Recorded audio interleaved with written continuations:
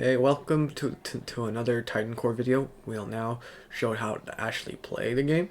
So when you join and start a game, you get your opening hand here. You can either keep it or redraw seven cards again. Or put it back in your deck and redraw it, obviously, since you probably played a card game before. But when you redraw, you give up one gem, which are these things right here. I called them power cores, but I don't know, at the time when I was putting this together, I just did gem. You can give up to 2 gems, and you'll be able to only keep one if you decide to redraw twice, but we're going to keep this hand. So right now, it is our opponent's turn, and since we went second, one of our gems became orange. How gems work are, you don't gain power each turn. So to gain power, you either give up a gem, or give up a card in your hand. So we'll just start our turn. So sure, all my cards cost 0, but my abilities still cost 1 and 2. But we cannot use these abilities yet because we don't require the recommended level. These little triangles are your class levels. Red is soldier, so we need 2 levels in soldier. To become a level 2 soldier, we need to give up red cards in our hands. So let's just pick a random card. This red one here, give it up. And now we gain a red level, 1 power, and our maximum power. But yet, we still cannot play this yet. But we can actually play this unit, which also requires 1 red level. So you just drag it on the field. As well, we can even play a spell. To play a spell, you just, like this one, you simply drag it to the middle, and you gain 4 armor. If we want to play this, we need we need 2 red levels. So we just have to end our turn. Restart our turn. This function will not be available to the final game or the public release. So now we just need to give up another red. So we'll give up this one. We couldn't give up this one because this is a green card, but it has red level requirements. So if we burn this, we would become a green. We would gain a level in the green class, which is Splicer. So now we can drag it. So we can choose to put it there, or if we want it just even there and there, depending on which side we want it to be, right? And that's pretty much what we can do right now. Oh wait, I lied. We can do a few things. We can attack them in the face by simply dragging it. We can finally use our hero powers, or ability powers, or whatever, to deal 2 to the face. But it also has an ability where if you attack, it can refresh, but I think we already burned a card, so we can't do it just yet, and we're all out of mana. We gotta wait a turn, so we'll just restart our turn. Now we have 1 extra power. Now I will show off how the coin works. So you simply click one of these and you gain 1 power, but now I cannot burn any of my cards in my hand.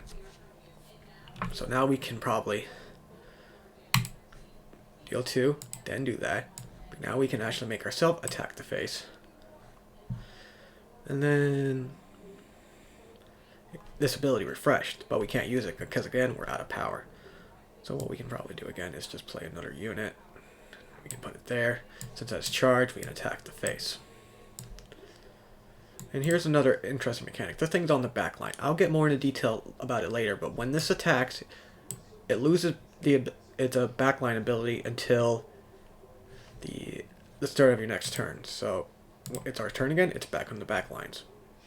And finally, we'll show off the coin here again.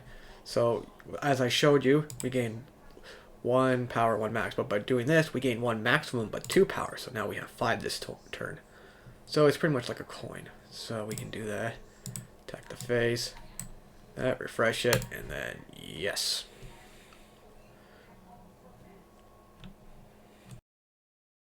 So now I'll actually go on about back lines and front lines. Okay, I set up the field where my opponent has 1 unit in the front lines, 2 units in the back line, and 1 in the base line.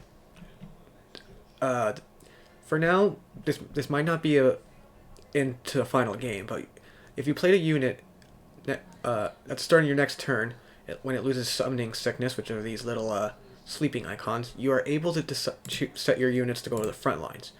Front line is pretty much like Taunt in Hearthstone, where your opponent must attack units in the front line first. So let's say if I try to attack this guy, you must target a unit on the front lines. So we're gonna have to target a unit on the front lines. Don't know why I showed it that time, but because that was the right guy. So, but now let's say we have a unit in the back line.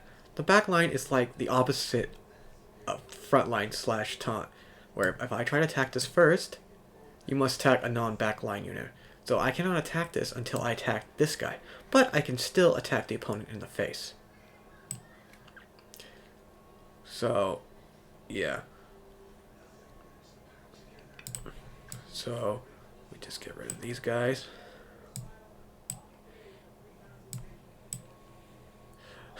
Wait, what? As you may notice, this card's green, so if I would burn this, even though it has a 2 soldier level requirement, when you burn it, you only gain the green class level, so which is Splicer. So, yeah. And finally, if I get it, okay, let's see if it still works. You must attack a non-backline. That thing has goddamn backline. Okay, this is why we have to fix things. But yeah, this is just something else. There's one card I need to show how to play. If I draw, yeah, and deal 2. Since this is a target spell, you can just simply drag it. It gives you an arrow to the face.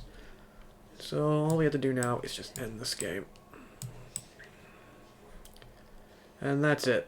So if you want to quit, just simply click X. And there we go. That's how you play the game. So, yeah. Hope this helps. Anyways, thanks for watching. Bye.